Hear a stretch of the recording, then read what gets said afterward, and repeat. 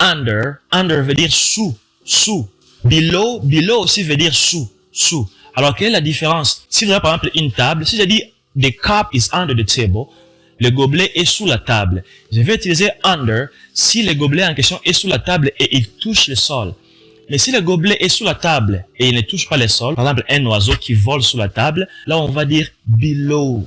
A bird is flying below the table. Nous avons ici by. By qui veut dire par. Par moi, by me. Par mon père, by my father.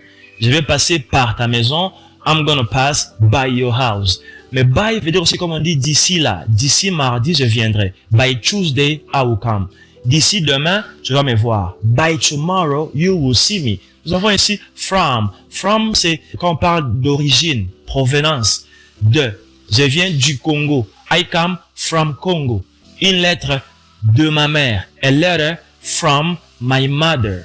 Et pour votre information, les prépositions sont très délicates. C'est très déconseillé de traduire des prépositions d'une langue à une autre directement. Pourquoi? Parce que regardez, nous avions ici être, par exemple. En français, être veut dire à l'école, at school, mais en même temps, être veut dire aussi chez mon ami, it's my friends. Nous avons aussi tout.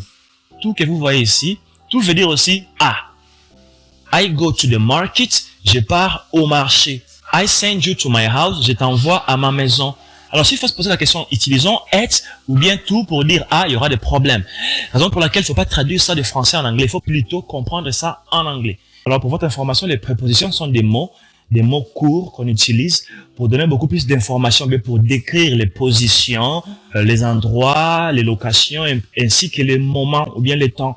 Par exemple, ici, nous avons in qui veut dire dans la maison, in the house, on qui veut dire sur la table, on the table, at qui veut dire à ou bien chez, à l'école, at school, chez ma mère, at my mother's.